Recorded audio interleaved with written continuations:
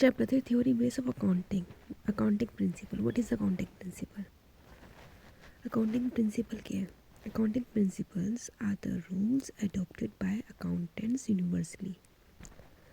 Accounting principle वो rules है जो accountant follow करते हैं. They are the norms or the rules which are followed in accounting transaction. वो norms या rules हैं जो अकाउंटिंग ट्रांजेक्शन फॉलो करते हैं. मतलब बिजनेस ट्रांजेक्शन है, फाइनेंशियल ट्रांजेक्शन है, जो हम किस बेसिस पे कौन से रूल्स फॉलो करता है वो अकाउंटिंग प्रिंसिपल्स को फॉलो करता है. और कौन उसे चेक करता है? अकाउंटेंट. ठीक है. Accounting principle are the rules adopted by accountants universally. They are the norms और the rules which is followed by accounting. ठीक है, इम्पॉर्टेंट है. अकाउंटिंग प्रिंसिपल क्या? Accounting principle are the rules adopted by accountant universally. They are the norms और the rules which are followed in accounting transaction. ना accounting principle हमारे दो types के हैं. Accounting concept, accounting convention. Accounting concept क्या है? These are the basic assumption और fundamental accounting assumption. ये हमारे इम्पॉर्टेंट अकाउंटिंग एजम्पशन है जब एज्यूम करते हैं. मतलब हर अकाउंटेंट कुछ ना किस बेसिस पे बुक्स ऑफ एंट्रीज में एंट्री करता है. तो अकाउंटेंट वो जो अकाउंटेंट है वो क्या करते हैं? अकाउंटिंग कंसेप्ट को फॉलो करते हैं बिजनेस को चलाने के लिए जो ज़रूरी है. और अकाउंटिंग कन्वेंशन के आउटकम्स है, रिजल्ट ऑफ अकाउंटिंग प्रैक्टिस. जो भी practices which has been followed over the years. मतलब कुछ लास्ट 10 सालों से जो भी हम रूल्स रेगुलेशन फॉलो करें, नॉर्म्स फॉलो करें, वही सेम फॉलो करें. उसका क्या रिजल्ट है ये देखेगा अकाउंटिंग कन्वेंशन. ठीक है. तो अकाउंटिंग कन्वेंशन देखेगा क्या? हमारा रिजल्ट देखेगा कि हमें चाहिए, नीड है इन अकाउंटिंग कंसेप्ट को चेंज करने की या नहीं. ये हमारे 12 टाइप्स के हैं, ये हमारे 3 टाइप्स के हैं अकाउंटिंग कंसेप्ट. ठीक है. हमारा इंपॉर्टेंट है, सबसे इम्पॉर्टेंट अकाउंटिंग कंसेप्ट. इसे बोलते हैं फंडामेंटल अकाउंटिंग एग्जम्पशन. ठीक है. इसके हमारे 3 टाइप के हैं. जो नॉर्मली एक बिजनेसमैन या अकाउंटेंट बिजनेस फॉलो करता है वो हमारे फंडामेंटल अकाउंटिंग एग्जम्पशन को फॉलो करता है नॉर्मली. अकाउंटिंग कन्वेंशन के हमारे लास्ट 10 सालों से कौन से या लास्ट काफ़ी ईयर से हमारे कौन से अकाउंटिंग प्रैक्टिसेस बिजनेस फॉलो कर रहा है, उसका क्या रिजल्ट है वो देखेगा. ठीक है. Fundamental accounting assumption. Going concern पहला, दूसरा कंसिस्टेंसी, तीसरा accrual. What is going concern? Going concern means हमारा बिजनेस चलता रहे फॉर सेफ फ्यूचर के लिए. तो गोइंग कंसर्न मीन चलना. एंटरप्राइज बिजनेस गोइंग कंसर्न का मतलब ये business will continue for a foreseeable future and there is no intention to close the business. मतलब बिजनेस हमारा चलता रहेगा फ्यूचर में हम ये मान के चलते हैं. एग्जीबिशन के मीन्स हम ये मान के चलते हैं हमारा बिजनेस है वो कई सा मतलब चलता रहेगा टिल द एंड तक. And there is no intention to close the business. और हमारा कोई मन नहीं है कि बिज़नेस को बंद करना है. ठीक है. तो पहला एग्जीबिशन ये हमारा बिजनेस चलता रहेगा. सभी के एग्जीबिशन. तो गोइंग कंसेप्ट का मतलब ये हो गया. दूसरी distinction between revenue expenditure and capital expenditure in made be of this only.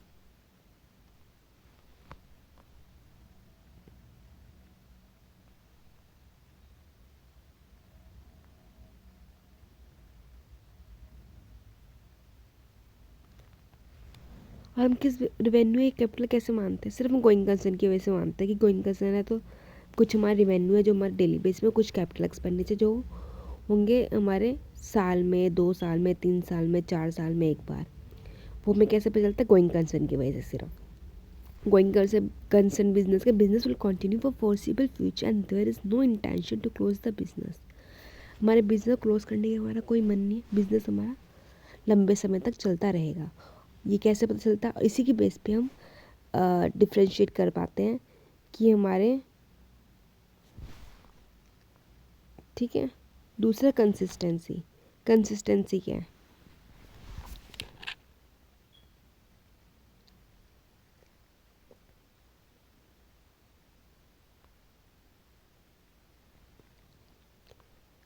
अब बताओ रेवेन्यू एक्सपेंडिचर क्या है, वो कंसिस्टेंसी क्या है, दूसरी assumption। फर्स्ट assumption ये, सेकेंड हमारी consistency. According to this assumption, accounting practices once selected and adopted should be applied consistently year after year। मतलब एक बार हमने जो अकाउंटिंग प्रैक्टिस फॉलो कर ली है, नॉर्मली हम जो भी फॉलो कर लिए, एक बार अडॉप्ट कर लिए ना, वो हम लगातार हर साल वही यूज़ करेंगे।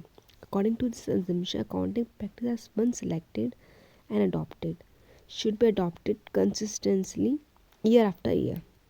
The accounting practice may be changed only if, जो अकाउंटिंग प्रैक्टिस वो हमारे एक बार सेलेक्ट कर लिए वही चलेंगे 1 साल 2 साल 3 साल लगातार, ठीक है। और दूसरी चीज़, अकाउंटिंग प्रैक्टिसेस में B change only if law require, अगर लॉ ने चाहा तब, या अकाउंटिंग स्टैंडर्ड ने चाहा तब, या फिर better presentation of financial statement. Normally consistency का मतलब accounting practice once selected and adopted should be applied consistently year after year. लगातार हम एक ही पॉलिसी को फॉलो करेंगे कंपनी की, लेकिन हम कब चेंज करेंगे पॉलिसी कंपनी की, अगर लॉ ने कहा, पहली चीज़ याद करना है, लॉ ने कहा,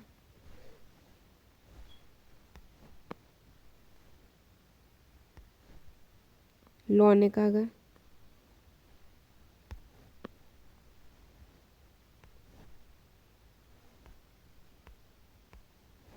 लॉ ने कहा, अगर एएस ने कहा, या फिर बेटर प्रेजेंटेशन करना एफएस का, एफएस को अच्छे से प्रेजेंट करना, या एएस ने कहा हो या लॉ ने कहा हो, ये हमारे है अकाउंटिंग प्रैक्टिसेस। जैसे कि डेप्रिसिएशन है, फॉर एग्जांपल डेप्रिसिएशन है, डेप्रिसिएशन मीन्स मशीनरी की वैल्यू घट रही है। अब डेप्रिसिएशन हम नॉर्मली जो कौन सा लगाते हैं, हमारे काफ़ी सारे हैं, स्ट्रेट लाइन मेथड, दूसरा है रिटन डाउन वैल्यू मेथड, तीसरा है, ऐसे बहुत सारे हमारे डेप्रिसिएशन लगते हैं, लेकिन हमारी कंपनी का एक ही फॉलो कर रही है, एसएलएम 10% हर हफ्ते लगा रही है। अब क्या वो हमें लग रहा है 10% वैल्यू नहीं घट रही है हमारी बल्कि 20% वैल्यू घट रही है, या फिर हमारी वैल्यू हमें चेंज करनी है पॉलिसी, हमारे को लगता है कि हमारे गलत शो करिए, हमें रिटर्न एसएलएम की जगह return down value method use करना चाहिए। तो हम क्या फॉलो करेंगे, तब हम चेंज करेंगे इसको, इफ़ लॉ रिक्वायर्ड, या अकाउंटिंग स्टैंडर्ड ने बोला है कि नहीं आपको ये वाली पॉलिसी फॉलो करनी है, या हमें बेटर प्रेजेंटेशन करना है एफएस को, मतलब फाइनेंशियल स्टेटमेंट बैलेंस शीट में को हमें और अच्छे से दिखाना है तब, ठीक है।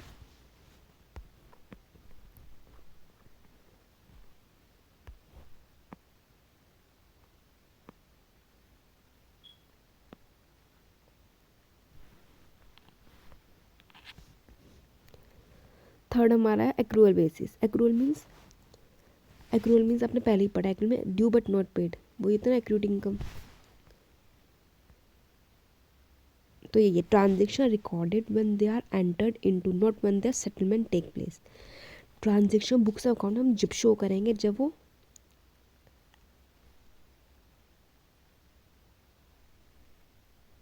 Transaction recorded when they are entered into, not जो एंटर करेंगे, ना कि जब वो सेटलमेंट होगी।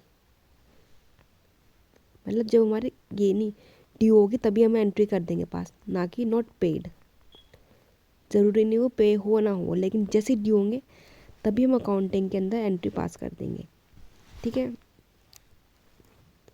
जैसे कि आपको बताया था जैसे आपकी डेट है अकाउंटिंग का नॉर्मली का, तो 1 अप्रैल टू 31 मार्च। अब कई बार क्या होता है, कोई नॉर्मली हमारे जैसे कोई ट्रांजेक्शन है, जैसे कि गुड्स परचेज ऑन क्रेडिट, हमने गुड्स परचेज के क्रेडिट पे 10,000 की, पर हम और जो कैश मिला वो लेट मिला है हमें, 27 अप्रैल को हमने गुड्स परचेज करे क्रेडिट पे, ठीक है। लेकिन हमें कैश कब मिला है, 27 जून को। तो हम क्या करेंगे, एंट्री हम तभी पास करें 27 अप्रैल को, ना कि 27 जून को। तो मीन्स जैसे ही ड्यू होंगे, ट्रांजेक्शन कोई होगी तभी हम एंट्री कर देंगे, ना कि उसकी सेटलमेंट के टाइम। तो हमारे 3 चीज़ें हैं। मैंने अभी बताया था क्या होता है अकाउंटिंग कंसेप्ट और अकाउंटिंग कन्वेंशन। और अकाउंटिंग कंसेप्ट के हमारे फंडामेंटल बेसिक एजम्पशन है। मतलब एक बेसिक एजम्पशन है जो एक अकाउंटेंट फॉलो करता है बिजनेस के लिए। अकाउंटिंग प्रैक्टिस में बहुत कन्वेंशन, बहुत सारी प्रैक्टिसेस दी हुई है 12, लेकिन अकाउंटिंग कंसेप्ट में सिर्फ 3 है कि जो फॉलो करने हैं, कंपलसरी है। 3 कौन कौन से? पहला है गोइंग कंसर्न, दूसरा कंसिस्टेंसी, तीसरा एक्रूवल।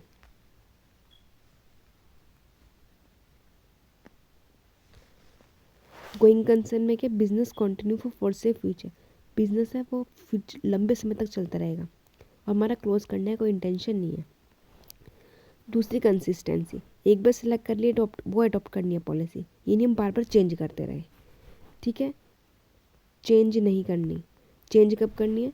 सिर्फ, ये बहुत इंपॉर्टेंट हमेशा आता है पेपर में ये वाला पॉइंट, अगर लॉ ने कहा है या एएस ने कहा है ये बेटर प्रेजेंटेशन करनी है एफएस की, या तो लॉ कहेगा या अकाउंटिंग स्टैंडर्ड में गिवन होगा या हमें अच्छे से एफएस को प्रेजेंट करना है तब। ठीक है, तीसरे एक्रूवल बेसिस। एक्रूवल में क्या? ट्रांजेक्शन जब रिकॉर्ड करेंगे जब ड्यू, ना कि पेड। जैसे कोई ट्रांजेक्शन होगी ना तभी हम उसे एंटर कर देंगे, सेटलमेंट की वेट नहीं करेंगे। Enter into when there is settlement take, not when there is settlement. Enter करेंगे जब ड्यू हो जाएगी, due not paid. Like outstanding भी आएंगे इसके अंदर, अभी आपको बोला था पिछले चैप्टर में पढ़ा, आगे चैप्टर पढ़ोगे वैसे। ठीक है, जो गुड्स परचेज क्रेडिट पे उधार में लिया माल 27 अप्रैल को, बट हमें पेमेंट की उसने कब की? 27 जून में। लेकिन उधार कब लिया था? 27 अप्रैल। तो एंट्री तभी पास कर देंगे जब परचेज करा था, पेमेंट तक का वेट नहीं करेंगे।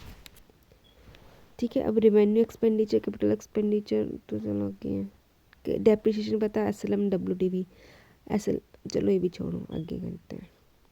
Features of accounting principle. अब अकाउंटिंग प्रिंसिपल के फीचर्स क्या हैं?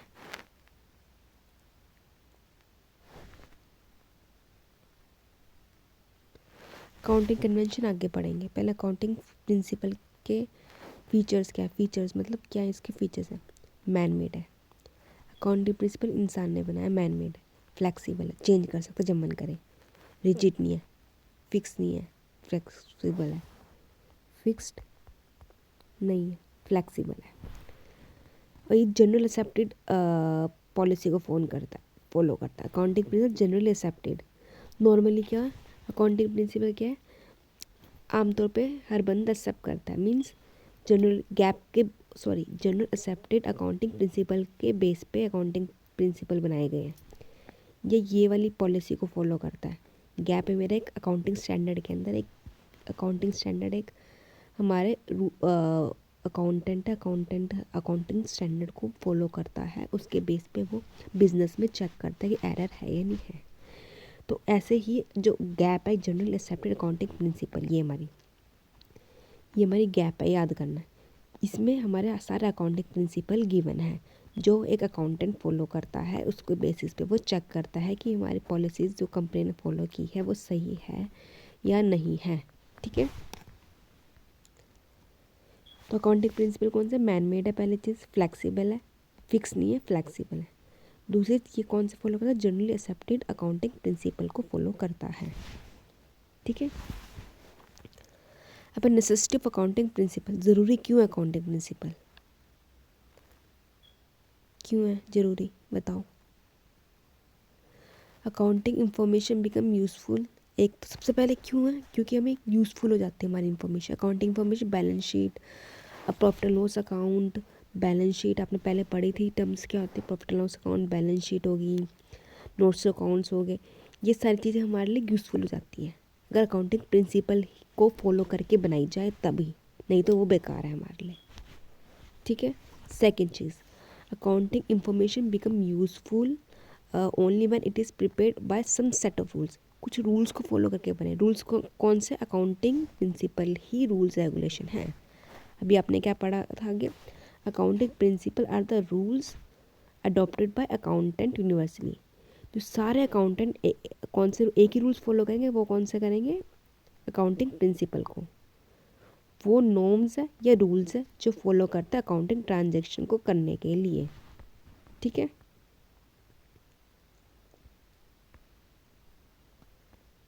ठीक है। Third point, accounting information become useful only when it is prepared following some set of rules regulation. Rules को फॉलो करके हम जो इंफॉर्मेशन यूज़फुल जब भी बनती है जब हम कुछ रूल्स को फॉलो करें। अकाउंटिंग प्रिंसिपल हमारे रूल्स रेगुलेशन है। This is to maintain uniformity enables कंपैरेटिबिलिटी।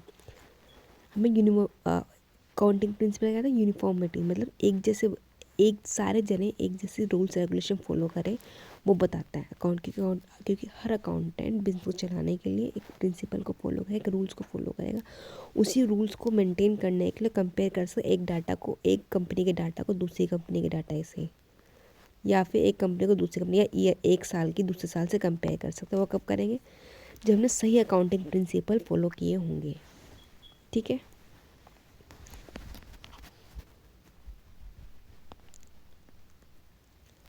Third point में क्या कहा है,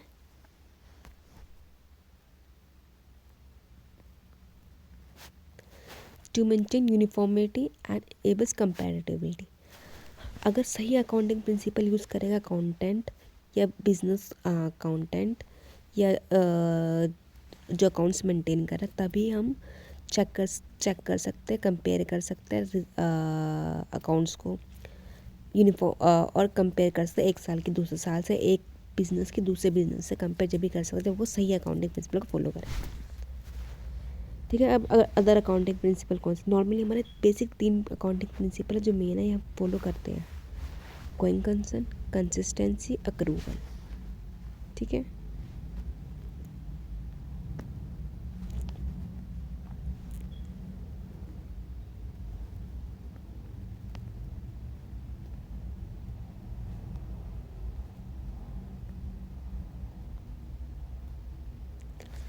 अदर अकाउंटिंग प्रिंसिपल कौन से हैं, वो तो बेसिक फंडामेंटल्स ज़रूरी है।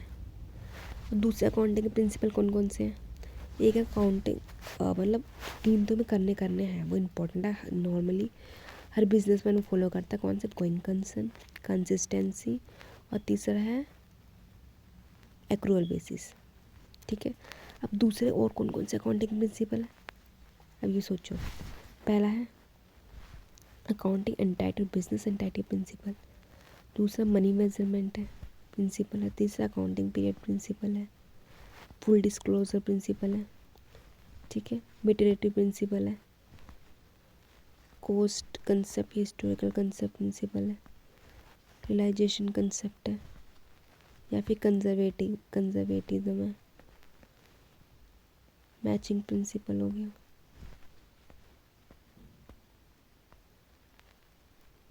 डुअल कंसेप्ट, ऐसे करके बहुत सारे प्रिंसिपल्स हैं, ये इतने तक।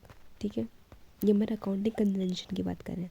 अकाउंटिंग प्रिंसिपल दो थे ना, 2 टाइप के।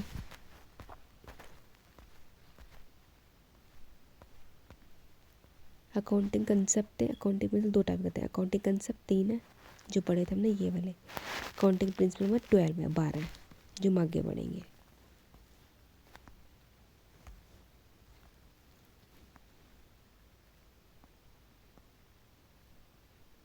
ये वाले अकाउंटिंग कन्वेंशन है जो नॉर्मली कोई भी बिजनेसमैन फॉलो करता है, वो चूज़ करता है, उस पर राइट है कि कौन सा फॉलो करे इन सारों में से, वो है ये। ठीक है, अकाउंटिंग एंटाइटी और बिजनेस एंटाइटी प्रिंसिपल। फर्स्ट है अकाउंटिंग एंटाइटी, ये बिजनेस एंटाइटी प्रिंसिपल। इसमें क्या बोला है, इस बिजनेस के हिसाब से सबसे पहले पॉइंट है, according to this principle owner and business are treated separate entity. Owner अलग है, बिजनेस अलग है, मतलब मालिक अलग है, और जो उसका खुद का बिजनेस है वो अलग अलग माना जाता है, सेपरेट एंटाइटी है। एंटाइटी में सेपरेट है दोनों। ठीक है, तो बिजनेस हो गया, एक ओनर जो बिजनेस खोल रहा है वो इन्वेस्ट कर रहा है 10,000 रुपये। तो अगर उसने 10,000 इन्वेस्ट करें तो क्या करेगा, वो 10,000 रुपये नॉर्मली कैपिटल होती है, लेकिन बाद में बिजनेस पे उधार है, बिजनेस बाद में से रिटर्न करेगा जब बंद करेगा, तो ये जो भी करेगा लास्ट में। तो मतलब बिजनेस अलग माना जाएगा, प्रोप्राइटर ओनर खुद अलग माना जाएगा। ठीक है,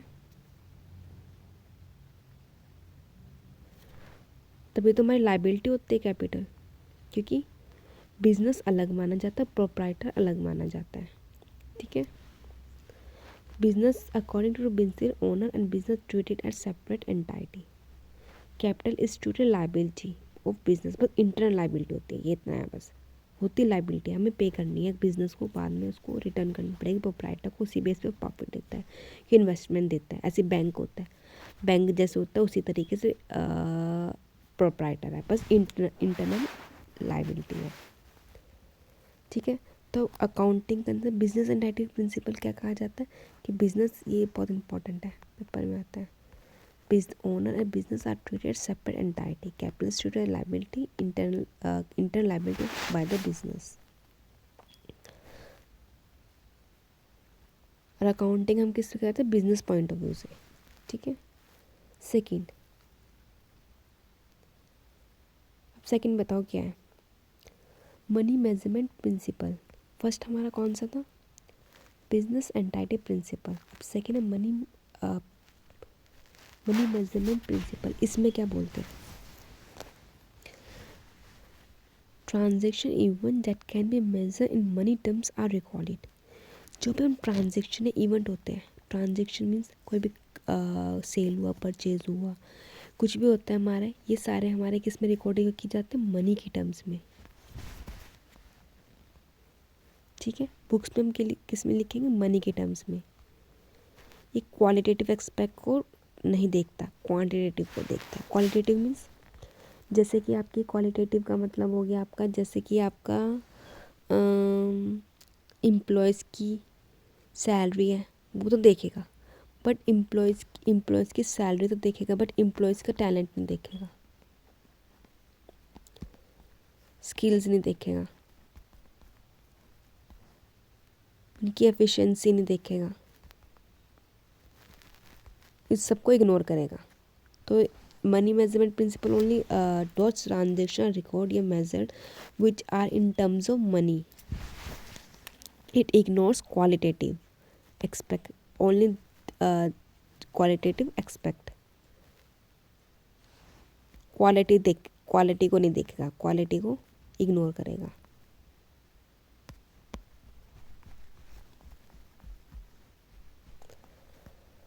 दूसरा है, तीसरा क्या है, accounting period principal.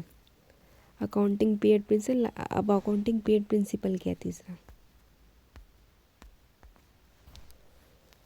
Life of a business. Business start हुआ, बिजनेस एंड होगा, नॉर्मली 1 ईयर का होता है. इसके बीच में कितने सारे पीरियड, जनवरी, फरवरी, मार्च, अप्रैल, मई, जून, या फिर जो भी है, कितने सारे पीरियड्स होते हैं. हर महीने हम प्रॉफिट और लॉस होता है, इधर भी प्रॉफिट होगा, लॉस इधर भी होगा, हर महीने इधर इधर इधर, बिजनेस के एंड तक. The life of business broken into smaller period generally 12 months is also known as accounting period. Accounting principle क्या बोलता है कि हमारा जो नॉर्मली अकाउंटिंग पीरियड है 1 ईयर का होता है, 12 मंथ्स, 1 ईयर का. कि हमारा बिजनेस कितना साल तक चलता है, 10 साल चल रहा है, 20 साल चल रहा है, 25 साल चल रहा है. लेकिन जो हमारा नॉर्मली हम मानते हैं अकाउंटिंग पीरियड, हम अकाउंट्स फॉलो करते हैं, बुक्स ऑफ अकाउंट्स फॉलो करते हैं, 1 ईयर की करते हैं, 1 ईयर की, जो कि हमारा अकाउंटिंग स्टैंडर्ड में गिवन है. बस कुछ कंपनीज है जो 3 मंथ्स का फॉलो करते हैं, लेकिन नॉर्मली हमारा बिजनेस जो है वो 1 ईयर का फॉलो करता है. 1 अप्रैल टू 31 मार्च हमारा क्या होता है, फाइनेंशियल ईयर. ठीक है. फाइनेंशियल ईयर होता है हमारा 1 ईयर का, 31 अप्रैल टू 31 मार्च.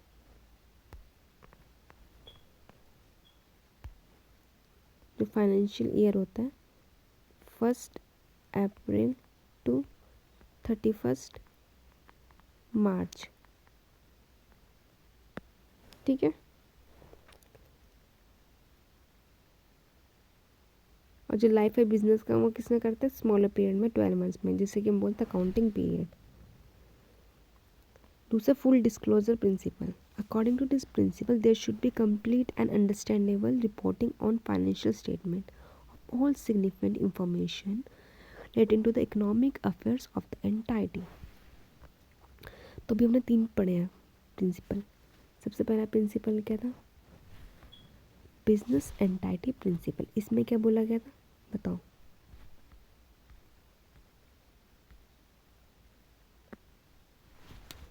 बिजनेस और ओनर दोनों सेपरेट है, बिजनेस अलग है और ओनर अलग है।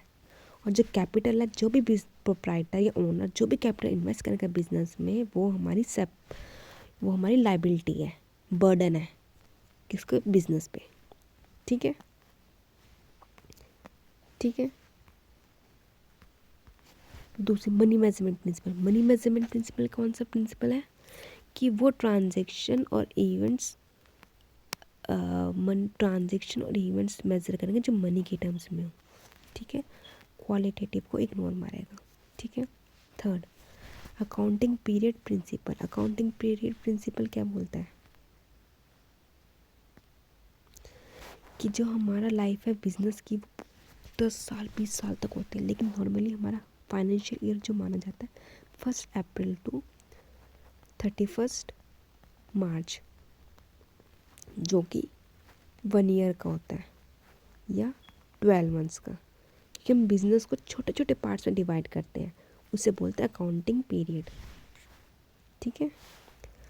Fourth, business full disclosure principle. According to this principle, there should be complete and understandable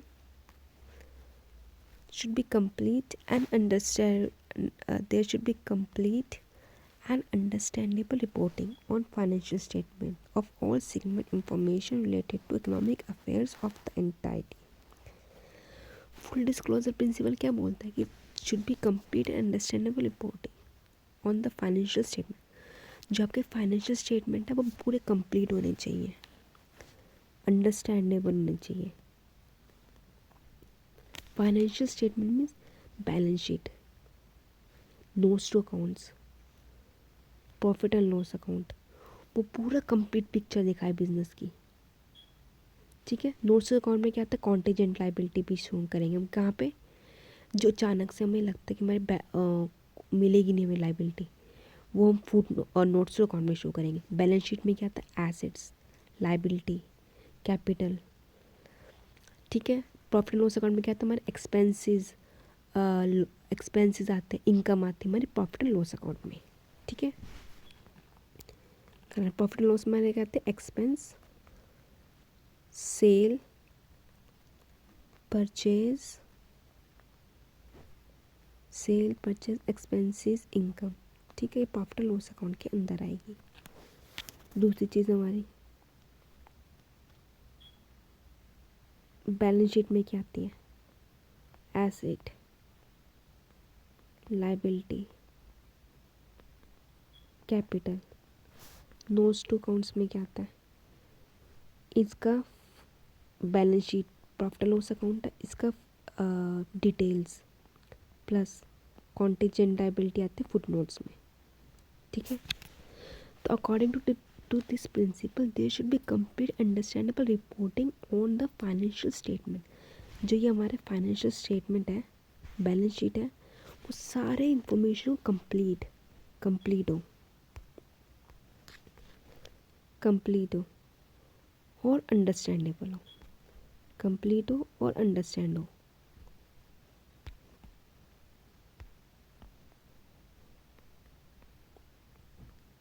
और जो भी है वो इकोनॉमिक अफेयर्स ऑफ एंटाइटी। ठीक है। तो हमारे जो भी स्टेटमेंट है वो हमारे कंप्लीट होने चाहिए और अंडरस्टैंडेबल होने चाहिए। ठीक है। फिफ्थ है मेटेरियलिटी प्रिंसिपल। मेटेरियलिटी प्रिंसिपल का मीन्स क्या, मटेरियल मीन्स इम्पोर्टेंट, जो भी इम्पोर्टेंट इन्फॉर्मेशन होती है। जैसे कि कोई पर्सन है मोची और एक दूसरा पर्सन मुकेश, तो मोची है जो, वो क्या फॉलो करता है,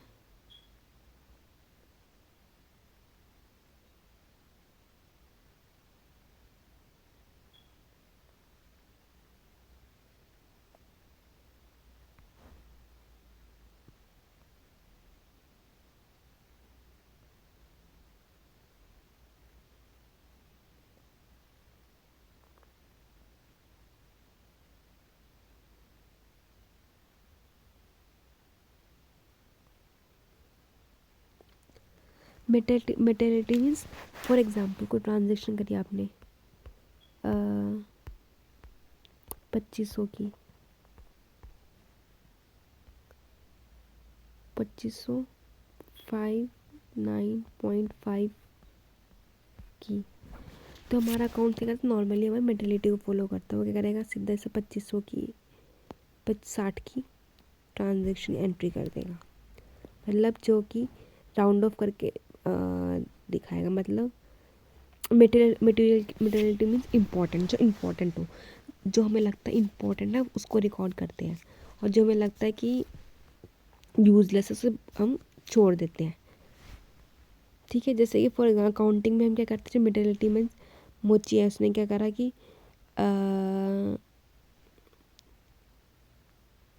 शर्ट खरीदी 999 की। जैसे आप मॉल में जाते हो 999 खरीदी, तो क्या करते हैं, क्या करेंगे हम, इसको 999 की जगह रिकॉर्ड करने की जगह सीधा 1000 की रिकॉर्ड कर देंगे। या फिर आपने कोई ट्रांजेक्शन करी 1248.90 की, अब 1248 की 0.90 की एंट्री करने की जगह आप क्या करोगे, राउंड ऑफ करके से 1249 की एंट्री पास आउट कर दोगे। मतलब इमटेरियल जो आपको लगता है यूजलेस है उसे आप हटा दोगे, और ओनली सिर्फ इम्पॉर्टेंट चीज़ को आप एंट्री करोगे। ठीक है,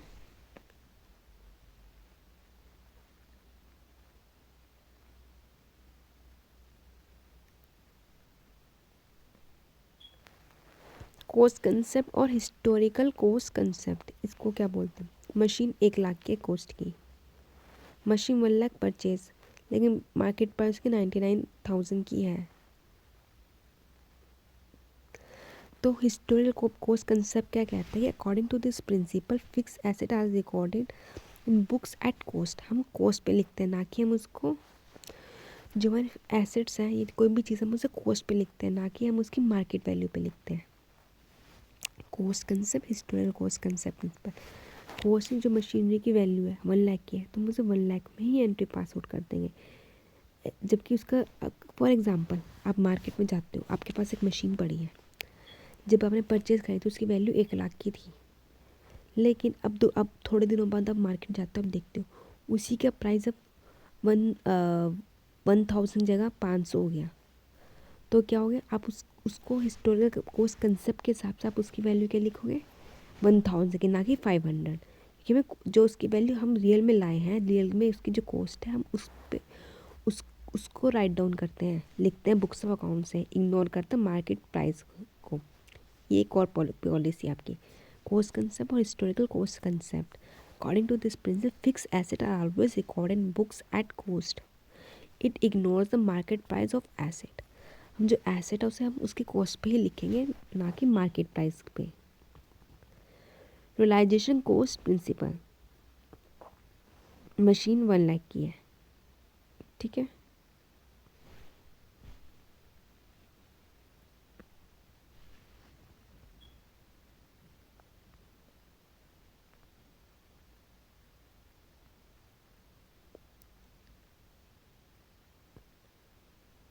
रियलाइजेशन कोस्ट प्रिंसिपल, इसमें क्या है, ये वाली पहले थी हमारी कोस्ट कंसेप्ट और हिस्टोरिकल कोस्ट कंसेप्ट। इसमें हम क्या करते हैं, मशीन को लिखते हैं कोस्ट पे, लेकिन रियलाइजेशन कंसेप्ट के अंदर हम क्या करते हैं, हम जो लिखते हैं एसेट को, जो एक्चुअली सोल्ड हुआ है उस प्राइस पे,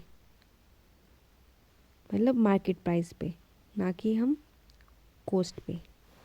इन दोनों में भी फ़र्क है। ये हमारा कोस्ट कंसेप्ट में हम सीधा कोस्ट पे लिखते हैं, मार्केट वैल्यू को नहीं देखते, लेकिन इस वाले में हम मार्केट वैल्यू को देखते हैं, कोस्ट को नहीं देखते। ठीक है, अपोजिट है। Realisation cost concept principle, market price 99,000 है, 95,000 है, 99,000, 95, 95, 9 ये हमारा मार्केट। फॉर एग्जाम्पल एक मशीन खरीदी आपने 1 लाख की, ठीक है, थोड़े दिनों बाद उसकी 99,000 होगी, तब भी लिखा। फिर थोड़े दिन बाद आपने देखा उसका 95,000 वैल्यू रहेगी, तब भी हम नोट डाउन नहीं करेंगे। फिर आपने फिर देखा कि अब 80,000 रहेगी, 82, लेकिन आपको लगा अब 82,000 है, अब बेच देते हैं उस मशीन को, सेल कर देते हैं, बेकार होगी, ये बेकार है। जब आप उसे सेल करोगे तो हम उसकी उस वैल्यू पे राइट डाउन करेंगे, लिखोगे बुक्स ऑफ अकाउंट्स के अंदर, ना कि ओरिजिनल कॉस्ट प्राइस पे। ऊपर वाले में हम क्या लिखते थे, कॉस्ट पे, जैसे खरीदी तो उसी प्राइस पे लिख दी। लेकिन रियलाइजेशन वाले में हम जब लिखेंगे जब वो वैल्यू उसकी रियल में रह जाएगी। ठीक है,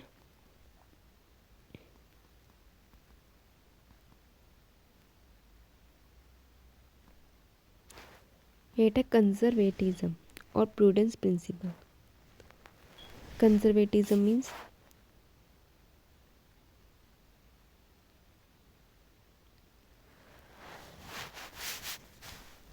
कंजर्वेटिज्म का मतलब क्या है, कोई पर्सन है, ये है prudence. According to conservative principle provide for all anticipated losses but do not account anticipated profit. Anticipate means expected losses. अगर आपको एकदम लगता है कि आपका लॉस होगा, आप उसे एकदम राइट डाउन कर लो। लेकिन अगर आपको लगता है उसको आपको प्रॉफिट होगा तो आप उसे रिकॉर्ड नहीं करने की ज़रूरत है। तो वो होता है कंजर्वेटिज्म। एक पर्सन है, ठीक है, according to the conservative principle provide for all record all anticipated losses. सारे लॉसेस जो होते हैं आपको लगता है एक्सपेक्टेड लॉसेस है, आप उसे एकदम बुक्स ऑफ अकाउंट्स में लिख दो, रिकॉर्ड कर लो।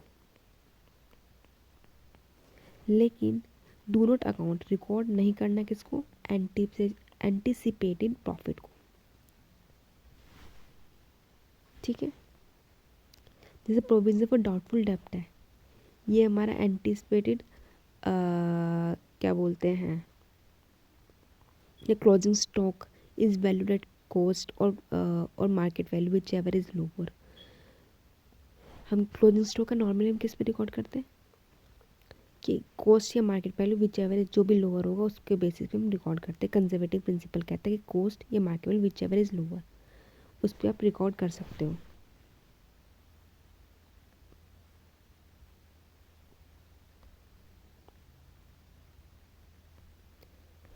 तो कंजर्वेटिज्म ये प्रूडेंस प्रिंसिपल क्या कहता है, अगर आपको एंड में लॉसेज है तो आप रिकॉर्ड कर लो, अगर एंड में इनकम है तो रिकॉर्ड करने की ज़रूरत नहीं है।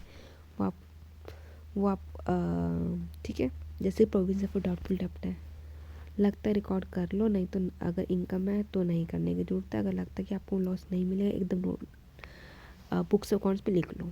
ये क्लोजिंग स्टॉक है, अब क्लोजिंग स्टॉक हमारा कॉस्ट या मार्केट वैल्यू जो भी है हमारा उसके अकॉर्डिंग आप जो भी कम होगा वो लिख सकते हो। किसके बेसिस पे, कंजर्वेटिव प्रिंसिपल कहता है अगर तो लॉस हो रहा है तो आप फटाफट राइट डाउन कर लो, अगर लगता है इनकम है तो लिखने की रिकॉर्ड करने की ज़रूरत नहीं है।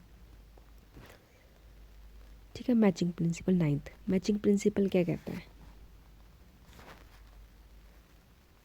बिजनेस हमारा according to this principle expense incurred to earn the revenue should be recognized as expense in same year।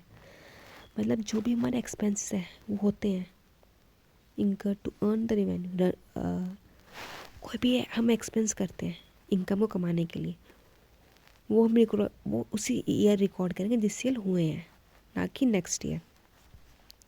ठीक है, according to this principle expenses incurred to earn the revenue should be recognized as expense in same year।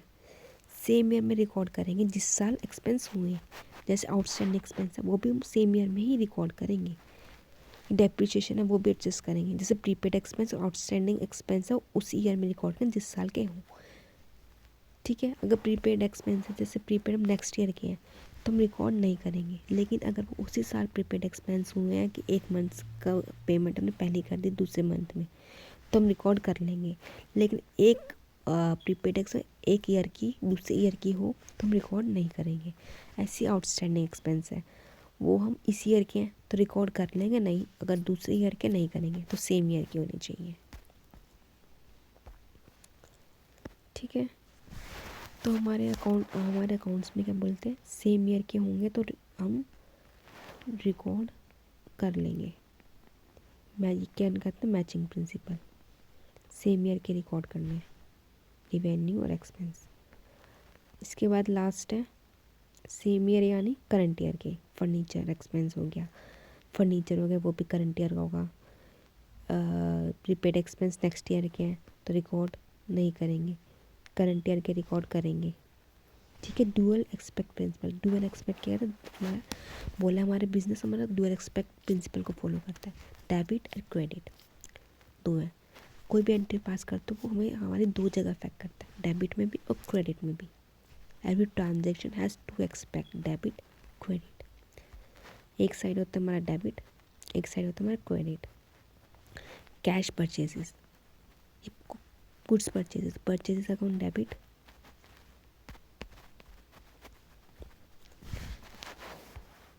Purchases debit to cash.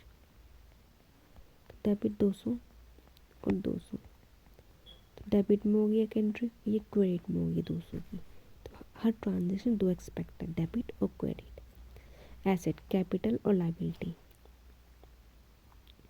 जैसे asset balance sheet में आपको बोला था debit इधर होता है और क्रेडिट इधर होता है, इधर आती है एसेट और दोनों का टोटल सेम होता है। Similarly dual aspect principle follow करता है कि हर ट्रांजेक्शन के दो एक्सपेक्ट है, डेबिट है और दूसरा है क्रेडिट। डेबिट, ठीक है, तो ये कहता है कि हर ट्रांजेक्शन डेबिट और क्रेडिट दोनों को अफेक्ट करेगा। कोई भी चीज़ परचेज करी आपने, डिस्काउंट मिला है, कोई भी चीज़ डेबिट में भी एंट्री हुई, क्रेडिट में भी एंट्री होगी। ठीक है, फिर लास्ट है हमारा, सेकंड लास्ट हमारा है रिवेन्यू रिकॉग्नाइजेशन। रिवेन्यू रिकॉग्नाइजेशन क्या कहता है, रिवेन्यू को रिकॉर्ड कब करें।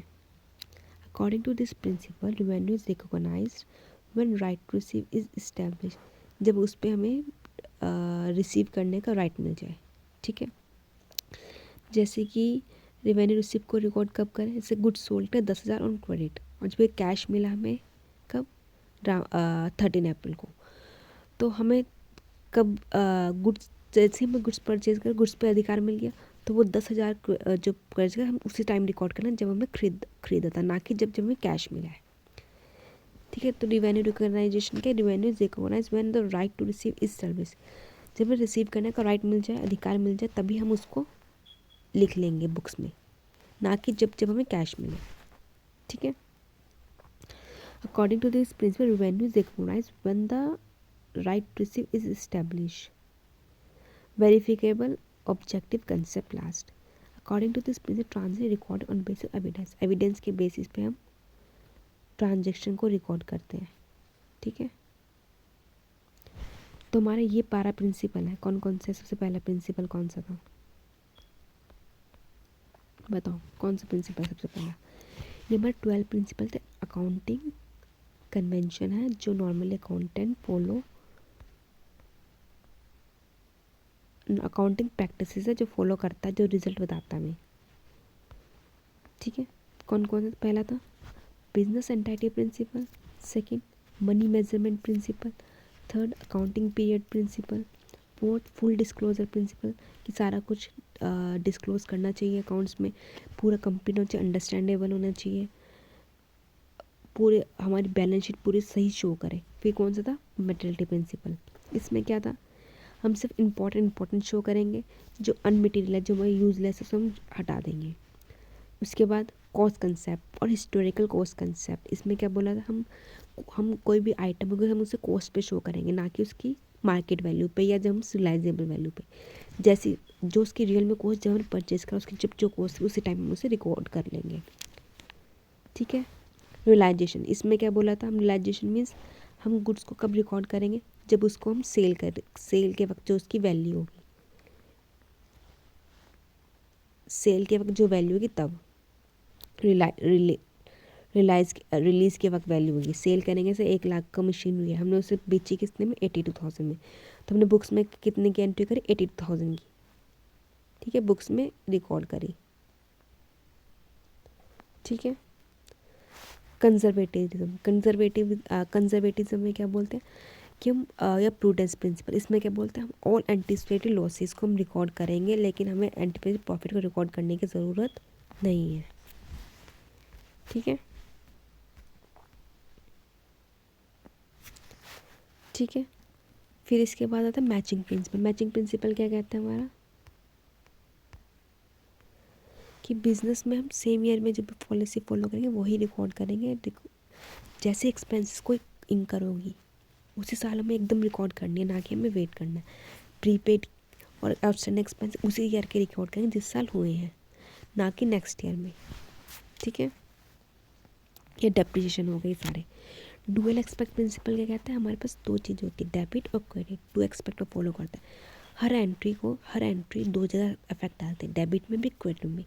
गुड्स परचेज करें तो purchase account debit to cash 200 और 200, ये डेबिट हो गया, ये क्रेडिट। हर एंट्री के टू एक्सपेक्ट और डेबिट और क्रेडिट।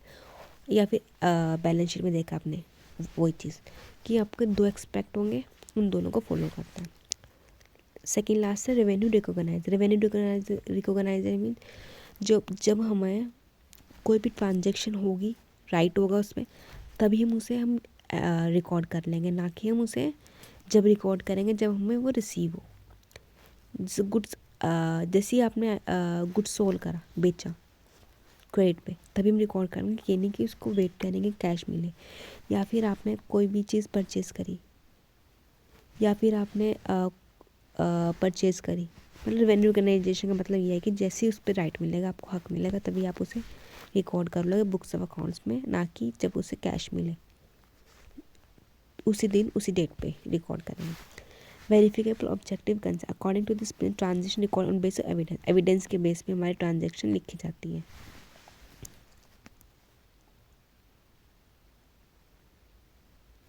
ठीक है, तो normal accounting principle rules regulation है जो हमारे अकाउंटिंग प्रिंसिपल क्या होते हैं, वो रूल्स और रेगुलेशन होते हैं जो अकाउंटेंट फॉलो करता है, और वो नॉर्म्स और रूल्स फॉलो करते हैं, वो हमारे किस अकाउंट उसी बेसिस पे अकाउंटिंग ट्रांजेक्शन करते हैं, फाइनेंशियल ट्रांजेक्शन करते हैं, बिजनेस को चलाने के जो भी एंट्री पास करते हैं अकाउंटिंग प्रिंसिपल को फॉलो करके करते हैं। ये दो टाइप के हैं, accounting concept, accounting convention. Accounting concept 3 है हमारे पास, और अकाउंटिंग कन्वेंशन हमारे पास 12 है। 3 कौन कौन से, गोइंग कंसर्न, कंसिस्टेंसी और एक्रूवल। ठीक है, तो हमें जो ये अकाउंटिंग और अकाउंटिंग कन्वेंशन हमारे बहुत सारे हैं, वो हमें फॉलो करते हैं। तो वो अकाउंटिंग प्रिंसिपल ये वाले सारे। ठीक है, 12 ये आप एक बार देख लेना, पढ़ लेना, कर लेना। ठीक है, तो इतनी थी हमारी क्लास, बस ये है। इसमें से हमारा नॉर्मली 3-4 नंबर का क्वेश्चन आता है, छोटे क्वेश्चन आते हैं, लॉन्ग नहीं आते। लेकिन इसमें से अकाउंटिंग आपका सबसे इम्पोर्टेंट अकाउंटिंग कन्वेंशन है, सॉरी अकाउंटिंग कंसेप्ट है। ये 3 ये ज़रूर याद कर लेना, गोइंग कंसर्न, कंसिस्टेंसी को और एक्रूवल बेसिस को। और इसके अंदर कंसिस्टेंसी वाला सबसे इंपॉर्टेंट है, इसके अंदर ये 3 रूल फॉलो जरूर याद करना है, क्योंकि हमेशा पेपर में आते हैं। अकाउंटिंग प्रैक्टिस में भी चेंज कब करते हैं, जब लॉ के या एएस के या बेटर प्रेजेंटेशन करना है एफएस की, ये वाला। ठीक है, और ये वाला भी आता है कि 3 फंडामेंटल अकाउंटिंग एग्जामिनेशन बताओ, 1 नंबर में या 2 नंबर में। उसमें बोलते हैं तब हमें लिखना होता है गोइंग कंसर्न, कंसिस्टेंसी, और थर्ड है एक्रूवल बेसिस। और इसका बस छोटा छोटा लिखना होता है, इतना या लिखना है, business will continue for future, for यहाँ तक का। कंसिस्टेंसी में लिखेंगे यहाँ तक कि ईयर आप तक फॉलो करें यहाँ तक, और ट्रांजेक्शन रिकॉर्ड करें जब वो रिकॉर्ड करा जाए, ना कि जब सेटलमेंट हो, यहाँ तक। ठीक है, और ये बाकी इसके प्रिंसिपल्स है, ये याद कर लेना हल्के फुल्के से। ये कर लेना नेसेसिटी क्या है, और अदर अकाउंटिंग प्रिंसिपल कौन से हैं, ये है 12। इनमें से कोई एक अकाउंटिंग प्रिंसिपल आपसे पूछ लेंगे 1 या 2 नंबर में, तो आपको ये अच्छे से पढ़ के समझ लेना, बहुत ईजी है। जब आएंगे पेपर में 1 या 2 नंबर में आएंगे, एमसीक्यू में आएंगे। ठीक है, तो बिजनेस एंटाइटी प्रिंसिपल क्या है इसका, या फिर ऐसे आएगा, आपको कोई स्टेटमेंट दे देंगे, उसमें लिख देंगे कि वेदर मतलब वैल्यू बेस्ड क्वेश्चन आने लगे। अब तो पहले तो आते नहीं थे, अब वैल्यू बेस्ड क्वेश्चन आने लगे। तो एक आपको एक कहानी से एक स्टोरी बना देंगे, उसके बेसिस पे स्टोरी है, नीचे क्वेश्चन पूछने लगे कौन सा प्रिंसिपल फॉलो करा, तो आप पढ़ के आइडिया लगाओगे कि एक बिजनेस ने कौन सी पॉलिसी फॉलो की है। मे बी वो क्या होती है, कई बार क्या होगी कि जो वैल्यू बेस्ड क्वेश्चन है उसमें ना आपको पूरा पैराग्राफ दे देंगे, और जो पैराग्राफ होगा ना उसमें से आपको पढ़ोगे, उसके बाद बताएंगे कि ओनर अलग माना गया है और बिजनेस अलग माना गया, तो कौन सी पॉलिसी फॉलो करा, नीचे क्वेश्चन पूछे तो क्या होगा, बिजनेस एंटाइटी प्रिंसिपल फॉलो कर रहा है। ये सारी चीज़ें आपको पूछी जाएंगी। अभी नेक्स्ट क्लास में हम यही करेंगे, इसके कुछ न्यूमेरिकल कर लेंगे, कुछ वैल्यू बेस्ड क्वेश्चन कर लेंगे जो पेपर में पूछे जाते हैं 1 या 2 नंबर में। ठीक है, क्लास बहुत लंबी हो गई, चलो ठीक है, नेक्स्ट क्लास में हम करेंगे, डिटेल में पढ़ेंगे क्वेश्चन आंसर इसके।